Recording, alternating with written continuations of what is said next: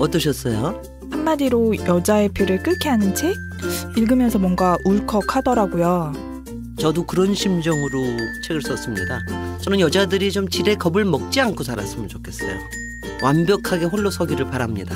더 멋지게 실수하고 더 근사하게 자라면 좋겠어요. 책을 읽으면 그게 되죠? 여자의 자존감을 깨우는 책 읽기. 여자의 독서. 다산북스. 텍스토머 정품을 꼭 확인하세요. 우리 집 방충망 바꿨어요. 미세벌레 덤벼봐 먼지 모두 덤벼봐 촘촘해서 촘촘만 방충망은 촘촘만 예쁘고 통풍까지 좋아요. 방충망은 촘촘만 주식회사 텍스토머. 텍스토머의 이동식 촘촘망 더블랙이 새로 나왔대요. 미세벌레 덤벼봐 먼지 모두 덤벼봐 촘촘해서 촘촘만 이동식 촘촘망 더 블랙. 떼었다 붙였다 청소도 간편. 이사 갈 때 떼어갈 수도 있으니까. 방충망은 촘촘만 주식회사 텍스토머.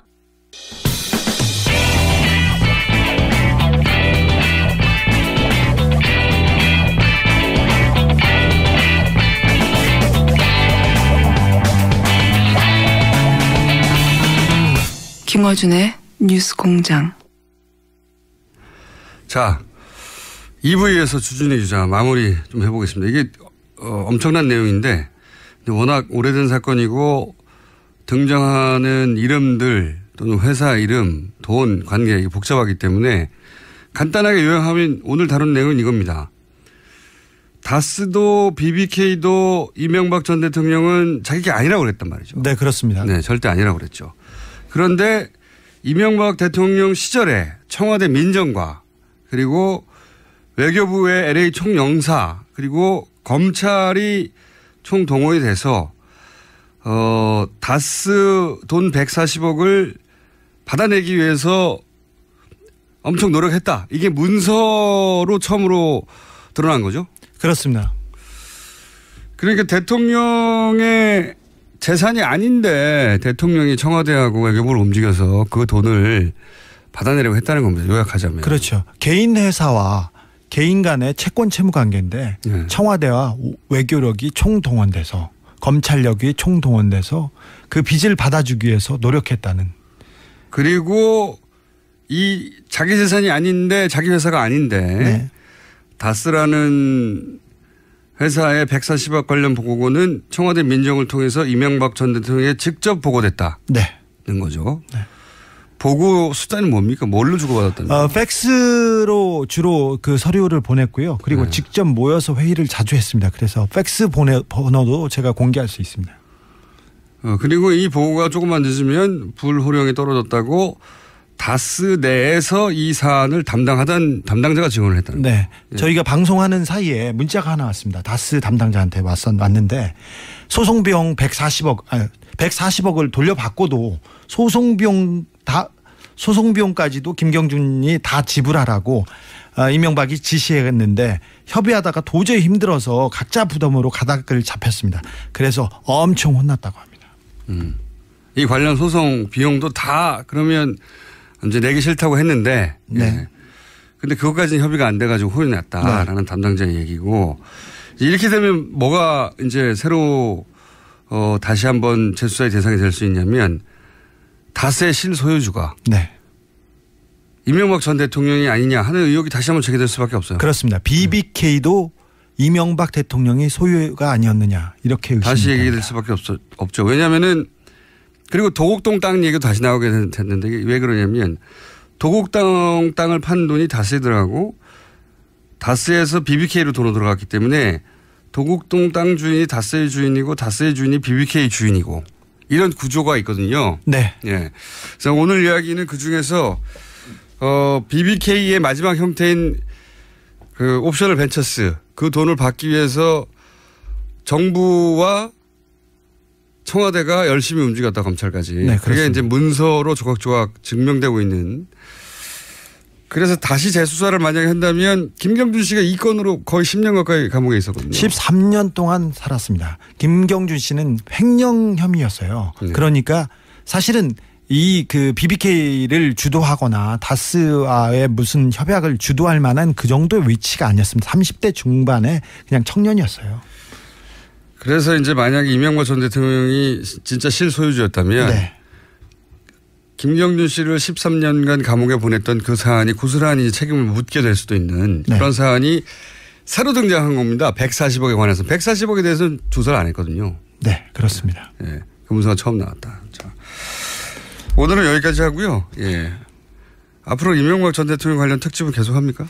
네, 이명박 프로젝트 1탄이었고요. 네. 제가 한 4탄까지는 준비가 되어 있습니다. 자, 1탄은 여기까지 하겠습니다. 네. 지금까지 주진우 기자였습니다.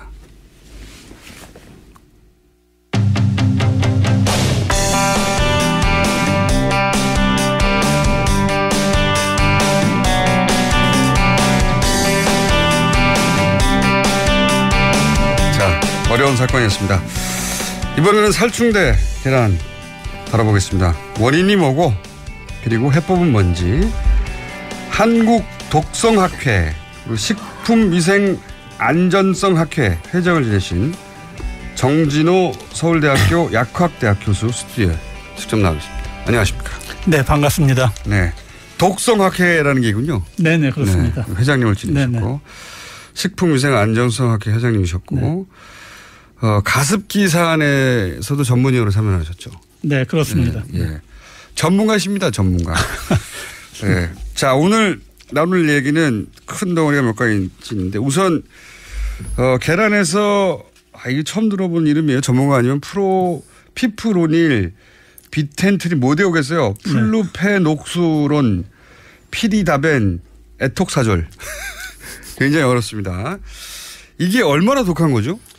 네, 이번에 그 문제가 된 살충제 그 농약 5개 네. 그 성분에 대해서 미국 그 환경청에 팩트 시트를 갖다 검토해 봤거든요. 네. 그런데 이제 그 질문하신 그러한 그 유해성에 대해서 제가 각각에 대해서 자세히 말씀드릴 수는 없고요. 너무 전문적이네요, 네. 이거. 일부는 이제 수생 생물에도 독성이 강하고요. 네. 또 일부는 또 발암성이 있고 그런데 일반적으로 얘기해서 그 농약 평균 수준의 인체 유해성을 갖고 있다.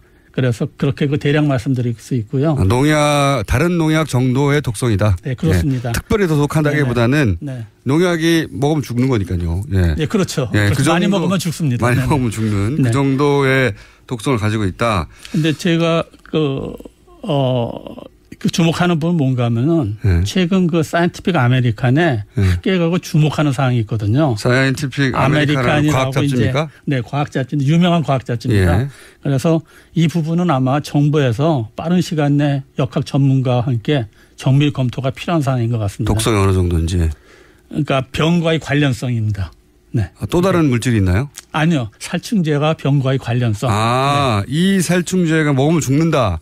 이건 뭐 당연한 건데 많이 먹으면. 그게 아니라 이 살충제들이 어떤 특정 병하고 관련이 있을 수 있다. 네, 그렇습니다. 네.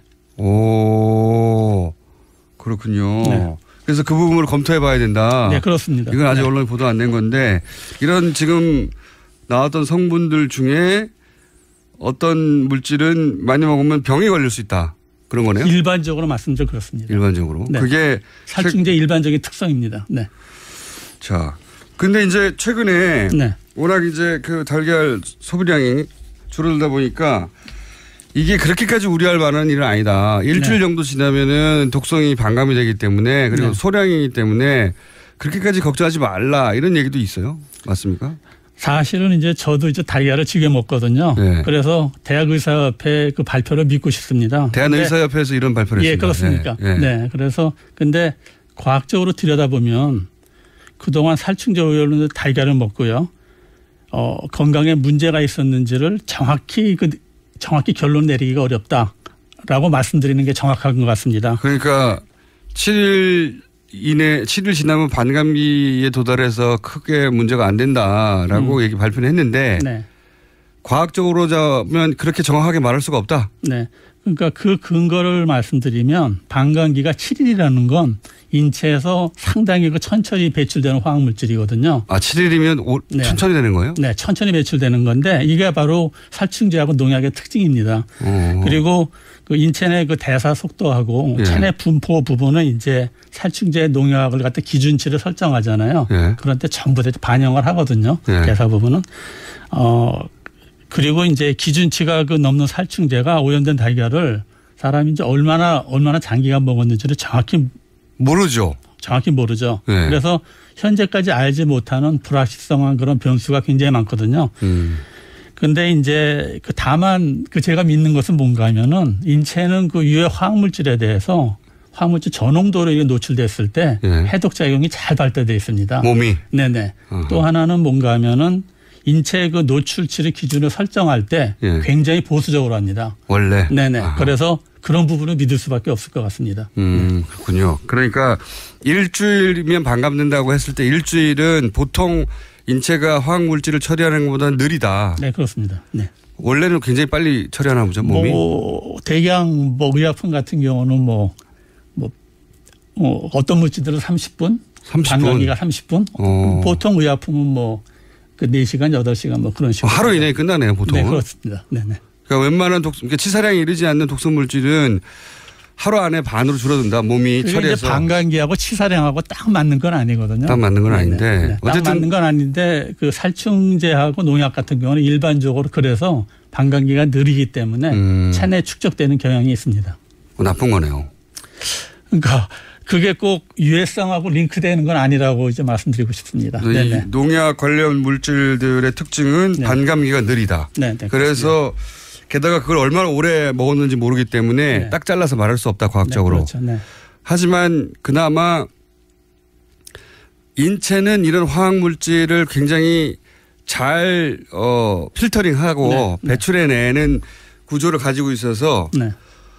그러면 그렇게 따지면 달걀을 매일 한 5개, 10개씩 먹지 않는 한은 그렇게까지 우려할 필요는 없다. 이렇게 말할 수 있습니까?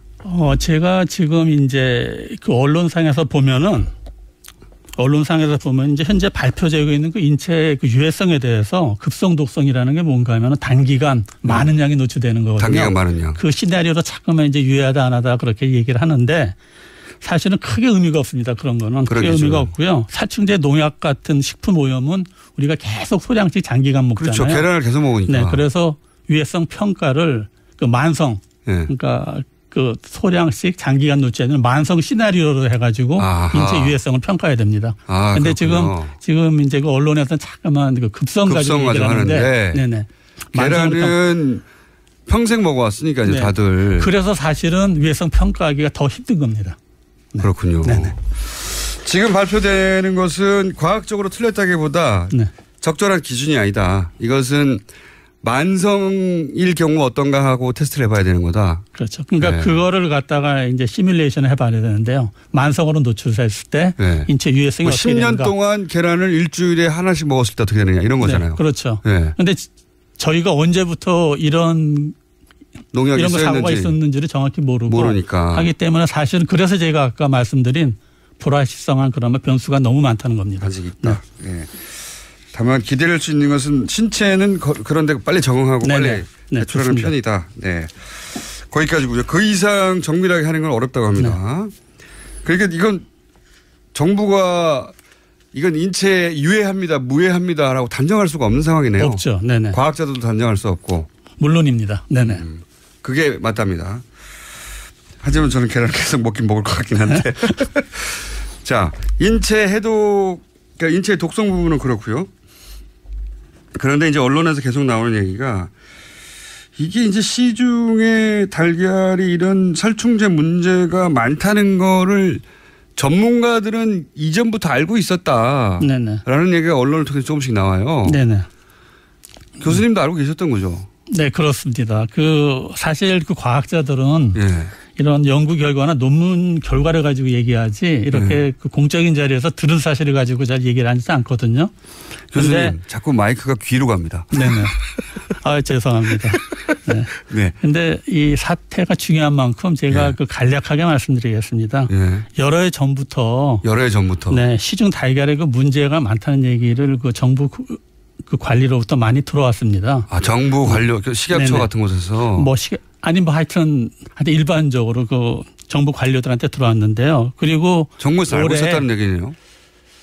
뭐 그런 것 같기도 합니다. 네. 말씀을 조심하시는 것은 네네. 그 정부 관료가 다칠까 보신 거죠. 근데 이제 그 올해 4월 예. 제가 그 소비자 연맹에서 예. 달걀 상추제 관련 그 회의에 참석을 했거든요. 예. 근데 사실은 그 사실을 저만 알고 있는 줄 알았는데 그게 아니더라고요. 참석했던 몇몇 분들도 알고 있더라고요, 이미. 아하, 달걀이 몇 년 전부터 이게 문제가 있다는 거. 이런 농약 관련 문제가 있다는 거를 그 분야 전문가 몇몇은 이미 알고 있더라. 네네. 그리고 정부 해당 부처의 관리도 알고 있었다는 얘기 아닙니까? 네, 그럴 수도 있을 것 같습니다. 그 이야기를 그 관리한테 들으셨으니까 네네. 알고 있어야지 그분이. 네, 그렇습니다. 네. 네. 그렇군요. 그러면은 몇 년 전부터 이 해당 정부 부처에서는 달걀에 이런 문제가 있을 수 있다는 거를 알고 있었는데도 왜 아무런 조치가 없었을까요?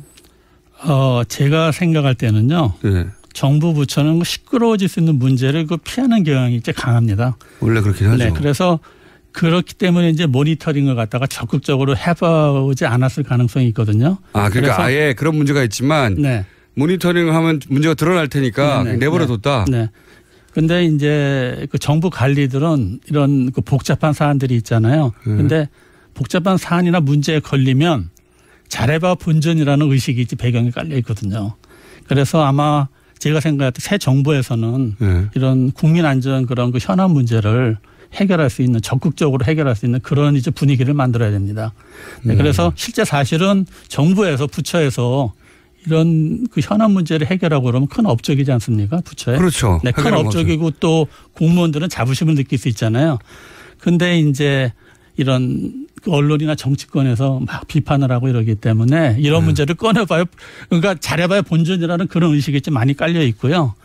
또 하나는 이제 과학자들 입장에서 보면 사실은 각 부처에서 수행했던 그런 연구 결과가 전부 다 비공개로 되어 있습니다. 그러니까 사실은 이러한 그 자료를 갖다가 이제 접근하기가 매우 어렵죠. 그래서 사실은 이러한 것 때문에 학계에서 이런 그 문제 제기라든가 해결이 매우 어려운.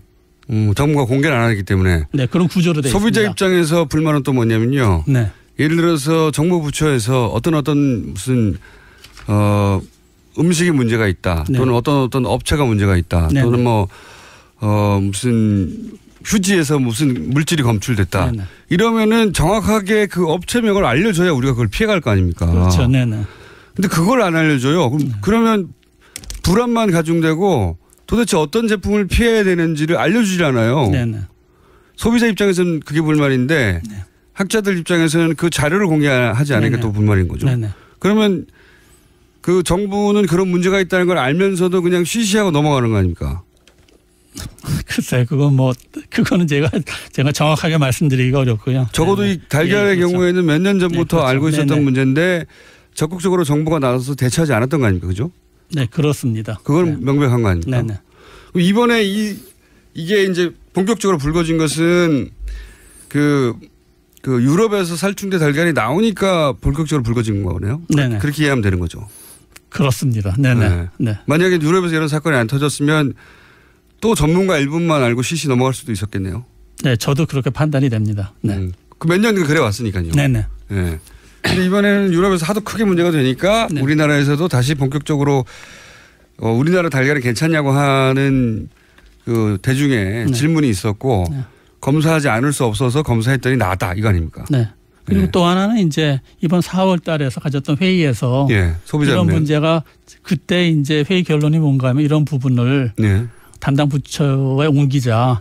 그래서 이게 어느 정도는 공론화되어 있다고 그렇게만 정부 부처는 느낀 것 같습니다. 네. 아하, 정부 부처에서 숨기려고 해도 이미 4월에 소비자연맹에서 지적을 했고 그리고 때 맞춰서 유럽에서 살충제 파동이 터지니까 더 이상 숨길 수 없다.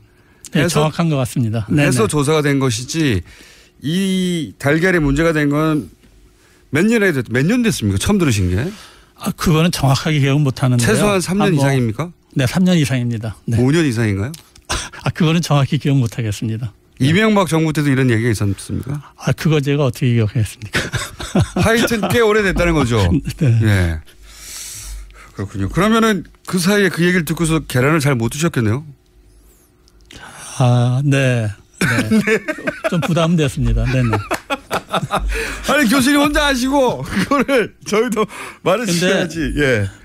제가 말씀드렸지만 학자들은 근거가 없이 얘기하기를 안 그렇죠. 하거든요. 듣긴 네네. 들었는데 네. 데이터가 없는데 어떻게 말하느냐. 네, 그렇죠. 네네 그렇습니다. 예, 라고 피해가시는군요. 네. 하여튼 그래서 몇 년 전에 이미 들으셨고 그래서 찜찜해하면서 계란을 드셨군요. 네, 정확히 말씀드리면 그렇습니다. 네. 웃을 일은 아닌데 어쨌든 그래서 전문가들이 문제 제기를 하고 결국은 올해 4월 달에 드디어 소비자연맹에서 이런 거를 토론을 거쳐서 공론화하고 그러면 정부 관련 부처들 뭐 식약처 같은 데서 압박을 받았겠네요. 그래서 그렇죠. 이제 네네, 근데 마침 터져주니까 나왔다. 네. 자 그러면 관련해서 뭐 이걸 청와대가 막았네 어쩌네 하는 얘기도 있습니다. 근데 그건 뭐 교수님이 아실 것 같지는 않고요. 그죠? 네. 교수님 어떻게 아시겠습니까? 2015년에 이 안전관리 대책을 마련했는데 박근혜 정부 당시 청와대 민정수석실에서 이거를 막았다는 의혹이 제기됐어요. 네네. 왜 막았는지는 모르겠는데 여하간 만약에 이게 터지면 정부에 부담이 될까 봐 막은 건지 어쨌든 음식 관련을 민정수석실에서 막았다는 이제 보도가 있긴 있는데 네. 그랬다는 얘기는 이제 몇 년 전부터 이 이야기가 돌았다는 것에 대한 정황 중에 하나죠. 역시 정부도 이걸 알고 있었구나. 그럴 수도 있겠죠. 예. 네네. 이건 교수님께 여쭤볼 내용이 아니고 하여튼 몇 년 전부터 이런 일이 있었다. 자, 그러면 이걸 어떻게 해결해야 됩니까? 네? 어떻게 해결해야 됩니까? 이제? 해결이요? 네. 전문가, 그러니까 과거 몇 년 동안 있었던 일은 그렇고 네. 지금 당장 어떤 농가들이 몇 개나 그런 살충제를 썼는지는 조사하고 있고 네. 거의 전수 조사를 통해서 밝혀지고 있는데 뭐 조사가 부실해서 좀 더 조사해야 된다는 얘기도 있긴 하지만 전수 조사를 다 했어요. 네. 다 했는데 그럼 앞으로 이걸 어떻게 바꿔야 되는 겁니까? 전문가로서. 이제 지금 하고 있는 조치들은 조치대로 하고요. 예, 하고.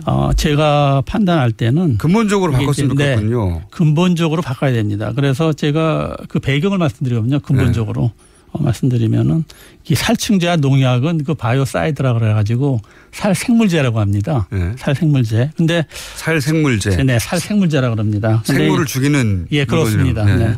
그래서 사실은 이제 오래전부터 이 살생물제인 그 살충제라든가 농약이라든가 관리에 상당히 문제가 있었다고 느끼고 있었습니다. 전문가로서. 네. 근데 그 이유는 뭔가 하면은요.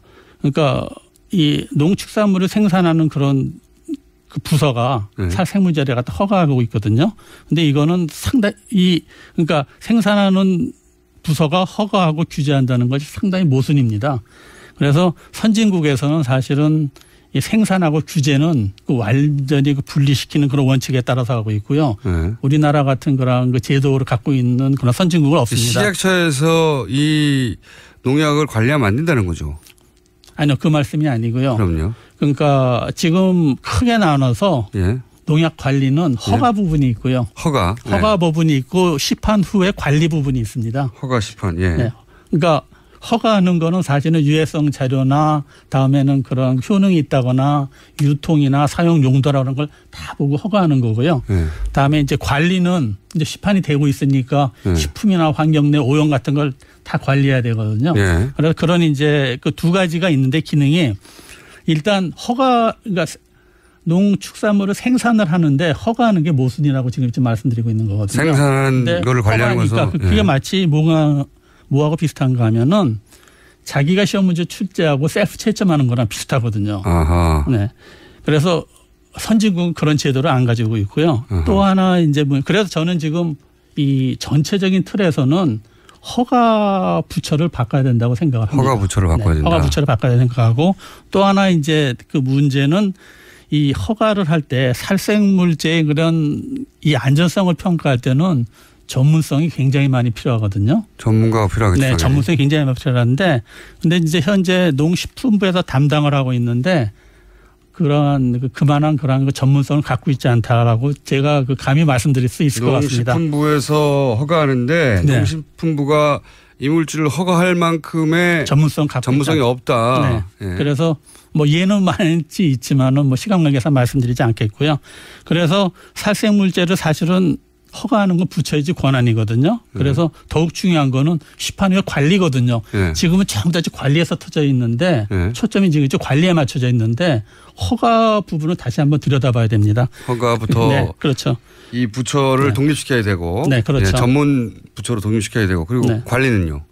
그래서 지금 사실은 이번 사태에서 보면은 농식품부는 허가하는 그 권한은 갖고 있는데 관리에서는 그 총체적인 부실이 지금 이제 드러나고 있잖아요. 네. 그래서 허가할 능력도 없는데 허가는 했고 관리도 못하는 거죠. 그렇게 심하게 말씀할 수는 없고요. 교수님 말씀이 결국 이 말 아닙니까? 아니 그거는 굉장히 심하게 말씀드린 거고 하여튼 네. 그래서 조금 더 이제 그 말씀드리면 그래서 저는 이제 사실은 여기에 출연하는 계기도 그것 때문에 그렇습니다. 네. 그래서 사실은 이제 제가 이 농약기구 관리는 상당히 그 문제가 있다 그래가지고 제가 국무총실 산하 식품안전부 정책위원회에서 활동을 했거든요. 네. 그래서 2013년에 제가 사실은 그 농약에 관심이 많아서 이 농약을 해보자. 그래가지고 그 농진청에 가서 현장 점검을 했습니다. 현장 점검을 했는데요. 근데 제가 믿어왔던 거하고 크게 이제 다르지 않더라고요. 문제가 많다는 거죠. 문제가 많죠. 그러니까 어디서부터 이거를 지적을 해야 되는지 그건 그 2시간 정도 했는데 어디서부터 문제다. 시작을 하고 어떻게 접근해야 되는지 사실은 질문하는 것도 한계가 있었고요. 그다음에 이제 그 부분에서 답변서가 다 왔는데 정부의 답변서가 네, 전부 다 답변서가 다 왔는데 아마 뭐 요즘 나오는 그런 농수산부의 농식품부에서 발표하는 그런 뭐 대책과 유사합니다. 그래서 제가 느낀 건 그냥 부처 칸막이에다 대고 말하면 메아리처럼 되돌아오고 그런 느낌을 받았고요. 그래서 아마 그런 자료들이 전부 다 기록에 남아 있을 겁니다. 그리고 또 한 번 기회가 있었거든요. 이거를 강조할 수 있는 또 한 번 기회가 있었는데요. 지난해 그 8월 그 가습기 살균제 제가 국정감사 그 민간 전문위원 활동을 했거든요.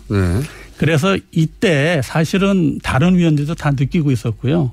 선지구 형태로 바꿔야 된다. 어떻게 바꿔야 되는 겁니까? 그러니까 살생물제를 바꿔야 된다. 그렇게 이제 넣고 그 부분은 조금 이따가 말씀드릴 수 있을까요? 시간이 별로 안 남았습니다. 교수님. 시간이요? 네. 그러니까 오늘 대책의 요는 한 가지 첫 번째는 농식품부가 이 독성 물질을 허가할 전문성이 없기 때문에 전문적인 기관으로 독립시켜라. 네, 그렇죠. 그리고 더 문제는 허가된 다음에 이제 특히 농약 같은 게 유통되고 관리되는데 그걸 정부 부처가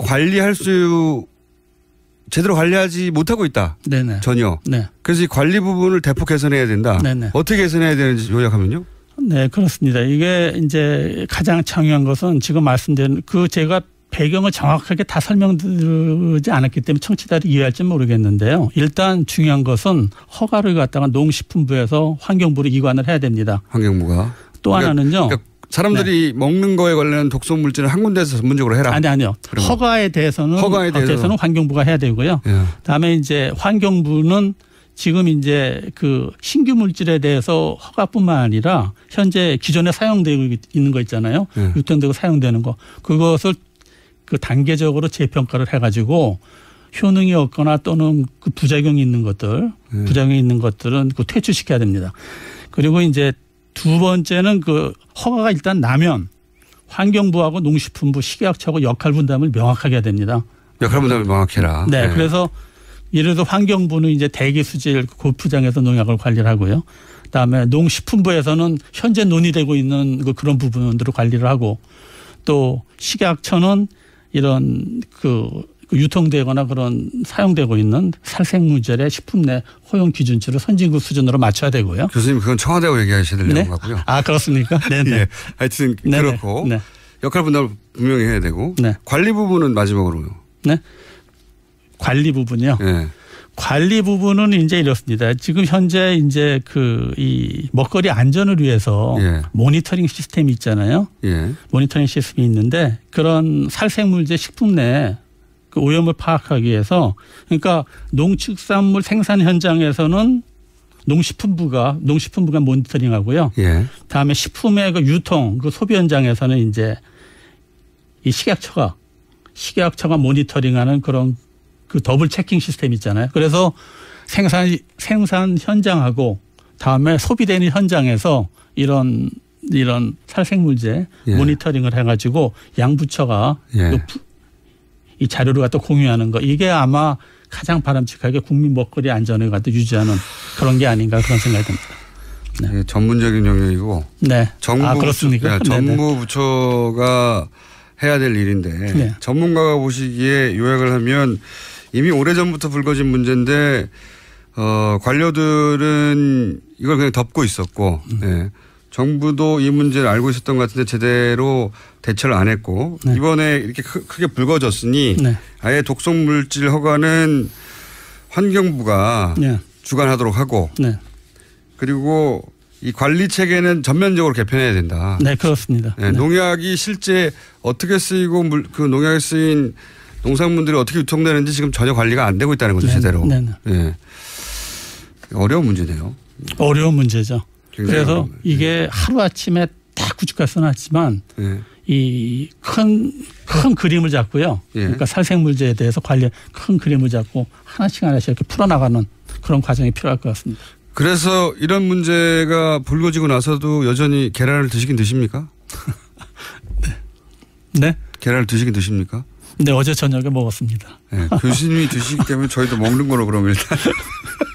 그게 제일 궁금했거든요. 네. 예. 몇 년 전부터 이 사실을 알고 있고 독성 전문가가 계란을 드시긴 드신다고 합니다. 굉장히 중요한 내용입니다. 교수님 오늘 여기까지 하고요. 네네. 저희가 오늘 쭉 그 일반론은 들었는데 그중에 네. 그러면 구체적으로 어떻게 개편할까. 네네. 그 부분 이야기가 나오면 다시 한번 모시도록 하겠습니다. 네네. 그렇게 하겠습니다. 네. 왜냐하면 뒷부분은 제가 보기에는 청와대가 들어야 될 내용이거든요. 청와대에서 연락 없었습니까? 혹시? 아니 그런 건 아니고요. 네. 그런 건 아니고 저는 이제 여러 번 그런 경험을 했는데 이게 꼭 벽에다 대고 얘기하는 것 같고 하기 때문에 조금 이런 부분들은 전체적인 거를 갖다가 이제 이런 사태가 사실은 계속 반복되잖아요. 지금까지. 그렇죠. 음식에 관해서. 반복되어가는 거에 이거를 끊으려면 농약 이 다이가 사충제 문제로만 바라보면 이런 문제를 끊을 수가 없거든요. 농약만 바라보면 안 되고. 네, 그래서 전체 그림을 바라보는 게 필요하다. 네. 그러니까 이제 그 제가 말씀드린 거고, 다음에 제가 출연한 중요한 계기가 뭔가 하면요. 예. 지금 이제 언론이나 이런 데서 이런 문제점들을 많이 제기를 하잖아요. 예. 근데 뭐 대부분 그 맞는 말씀이고 정확한 건데 예.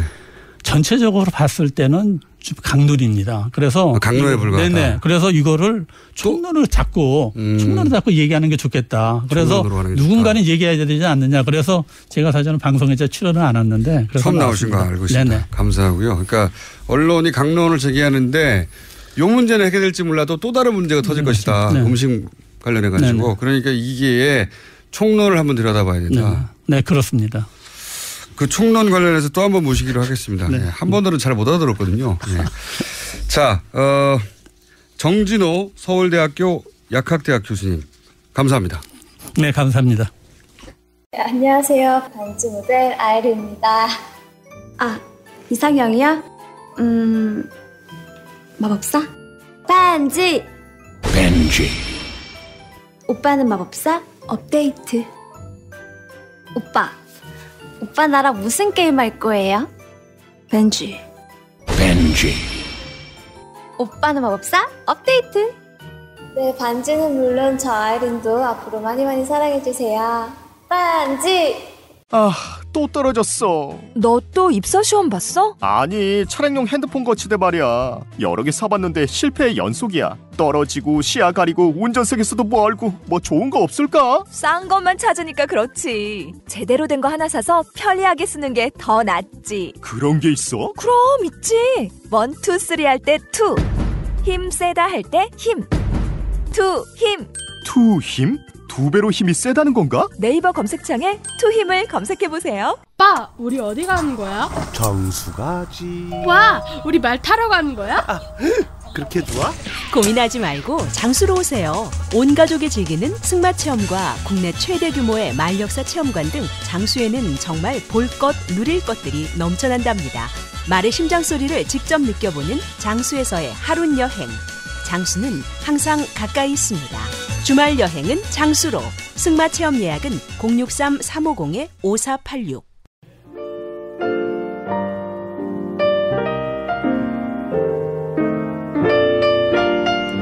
불친절한 AS. 오늘 주진우 기자 관련 문자가 많네요. 예, 분홍 보자기. 예, 분홍 보자기 문서를 잔뜩 쌓았습니다. 보따리 장수처럼 웃겼어요. 기타 주진우 기자를 월요일 고정으로 해라. 뭐 이런 얘기도 많이 있습니다만은 앞으로 자주 나올 것 같습니다. 한동안. 예, 보라색, 이제 핑크 보자기에 뭐가 문서가 많아요, 보니까. 자, 그리고 저희 발음 관련해서 또 얘기 나왔네요. 월요일 아침에 공장장의 살충제 이름을 읽게 하다니 너무 잔인하다. 네, 발음 세는 건 월요일만의 문제가 아니다. 금요일 방송을 오늘 새벽에 들었는데 금요일도 샌다. 네. 죄송합니다. 발음이 세서. 앞으로도 계속 셀 예정입니다. 그리고 어떤 분이 저 그림을 올리셨는데, 네, 제가 봐도 다른 사람이네요. 너무 멋있게 그리셨어요. 여기까지 하겠습니다.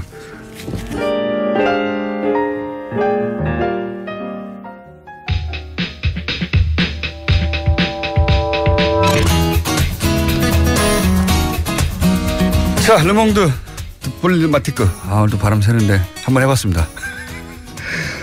네, 편집장이셨고 편집위원도 하셨고 인문결 연구 소장님 임상훈 소장님입니다. 자, 오늘 어떤 회신입니까? 네, 인사도 안 하고 바로 인사를 시키셔야죠. 예, 안녕하십니까? 저도 당황해가지고 인사도 안 하고 바로 입을 여는 순간 인사라고 보시면 됩니다. 네, 오늘 프랑스 얘기부터 시작을 해볼까 싶습니다. 네, 프랑스 전공이시잖아요. 전공 중에 전공. 뭐 그건 아니지만 어쨌든 자, 프랑스의 마크롱 대통령이 문재인 대통령하고 비슷한 시기에 당선이 됐죠. 네. 거의 비슷합니다. 그래서 오늘이 취임 100일이 되는 날입니다. 네. 며칠 있다가 당선됐어요? 네, 당선은 그러니까 지난주 월요일이 100일이 된 것이고요. 당선된 지 100일. 그다음에 오늘은 취임 100일. 맞아가지고 우리나라 이제 언론에서도 가끔 보도가 되죠. 문재인 대통령의 100일과 비교를 했을 때 이 지지율이 너무 많이 떨어졌다 하고 있다. 네. 이런 이제 보도가 이제 많이 나오기도 했는데 이제 프랑스 에서도 그런 취임 100일이 맞았으면 얼마나 좀 크게 무슨 뭔가도 열고 행사를 할 수 있을 법도 한데 굉장히 조촐하게 그냥 조용히 넘어가는 그런 현상이 지금 나오고 있습니다. 그러니까 보통 그래도 취임 100일이면은 프랑스 대통령도 임기가 5년이거든요. 그러면은 초반에 해당되고 프랑스에서도 허니문 기간이라는 것이 있는데 우리나라처럼 그 기간 이 정도면은 100일이면은 이렇게까지 많이 떨어지기가 아직은 뭐 한 50-60% 정도는 그렇죠. 느려야 쉽지가 않은데 늘려야 되는데 어떻게 이렇게 될 수가 있을까 여러 가지 이제 분석이 나오고 있어서 이제 그런 얘기를 좀 해볼까 하거든요. 뭐 반면교사가 될 수도 있고 근데 이게 마크롱 대통령 같은 경우에 일단 우리가 이제 과거에 당선됐을 당시에도 이제 그런 얘기를 나눴었잖아요. 이제 마크롱 대통령의 당선의 어떤 비결 이유라는 것도 될 수가 있고 그러니까는 무엇 때문에 이제 마크롱 대통령이라고는 39살이죠. 그 정치 경력도 전무한 그런 사람이 대통령이 될 수 있을까? 장관 짧게 한 번 한 사람인데. 그렇죠. 장관. 만 한 잠깐 이제 경력이 그것이 다인데 어떻게 이제 가능했을까? 이제 그때 잠깐 우리가 언급을 했었죠. 일단 프랑스의 국민들의 첫 번째 지금 과제는 우리나라의 지난 대선 때 첫 번째 과제는 아무래도 국민들이 원하는 것은 적폐청산 뭐 이게 첫 번째 화두 아니었습니까? 그때 프랑스의 첫 번째 과제라고 할 수 있을까요? 국민들의 여망은 뭐였냐면은 극우 정당 인민전선은 막아야 된다. 이게 이제 첫 번째였었어요. 그러니까는 무슨 얘기냐면 누가 나와도 인민전선만 막으면 누구나 찍어주겠다. 그러니까 극우파만 막아주면 누구나 찍어주겠다라는 그런 구도 하에서 주요 후보가 5개 정당의 후보가 있었는데 그 얘기 전에 짧게 네. 그 프랑스의 극우 주장들을 보고 있으면 네. 우리나라의 우파보다 더 온 거네요. 저 거기까지는 얘기 안 하려고 그랬는데 맞습니다. 그러니까 맞아요. 프랑스에서 저 사람만은 절대 저 정당만은 당선을 막아야 한다고 하는 르펜 네, 주장들을 듣고 있으면 뭐 이 정도는 우리나라에서 보수 정당에서 항상 나오는 얘기인데. 그러니까 지금 아까 제가 5개 정당 얘기했잖아요. 인민전선이 극우파 가장 오른쪽에 그다음에 공화당 우파라고 할 수 있는 그다음에 지금 마크롱 대통령이 만든 전진하는 프랑스라는 이름의 정당 가운데 있죠. 그다음에 그 왼쪽으로 사회당이 있고요. 그다음에 더 왼쪽으로 저항하는 프랑스라고 하는 정당이 있습니다. 우리나라에서는 굴복하지 않는 프랑스라고 번역을 많이 하던데 너무 기니까 저항하는 프랑스 이게 정확합니다. 이 5개 정당을 우리가 스펙트럼을 놓고 보면은 아까 말씀하셨죠. 이민전선이 프랑스에서 극우라고 하는데 우리나라로 가져오면은 진짜 그냥 우우 정도 될 수 있는 그런 정당이에요. 그다음에 공화당 정책 중에 상당 부분이 우리나라 민주당하고 비슷합니다. 민주당보다 더 오른쪽에 가 있는 저 왼쪽에 가 있는 것들도 많아요. 맞아요. 그러니까는 이게 단순히 그냥 놓고 보면 이게 우파다 좌파다 이런 논리로 좀 이렇게 우리가 보기가 어려운 것이 많이 있거든요. 그러니까 유럽적 기준으로 보자면 우리나라의 우파는 극우고요. 우리나라의 진보 정당으로 분류해 주는 민주당 정도가 중도 정도 되는 겁니다. 예. 그래서 이 5개 정당이 그 당시에 거의 약간의 이제 뭐 차이는 있지만 거의 20%대의 투표를 했어요. 그래서 20 그러니까 100%가 나오잖아요. 그래서 그렇게 하다 보니까는 전진하는 프랑스 마크롱 대통령이 저 1등을 해서 막긴 막았는데 막고 났더니 보니까 그래서 이제 2차에서 이제 결국 대통령이 된 건데 저는 이렇게 봐요. 다른 거 여러 가지 분석이 나올 수 있는데 우리나라하고 큰 차이는 뭐냐면은 우리나라의 경우는 저 국민 저항에 의해서 새롭게 선거가 있었고 그래서 이제 문재인 대통령의 경우는 국민 상당수가 내가 만든 대통령이다라고 생각을 하죠. 그러면서 정치에 관심을 보이고 내가 만든 대통령인데 내가 관심을 안 가지겠습니까? 그렇게 되는데 프랑스의 경우는 제가 지금까지 설명드린 것처럼 마크롱의 대통령은 내가 만든 대통령이 아니다라는 생각을 가진 사람들이 많아요. 그러니까 극우를 막을 도구였을 뿐 내가 적극적으로 지지한 게 아니다 이런 거군요. 그리고 아예 투표 자체를 그냥 참가하지 않은 국민들이 너무나 많았고 기록적인 이번에 불참률이었거든요.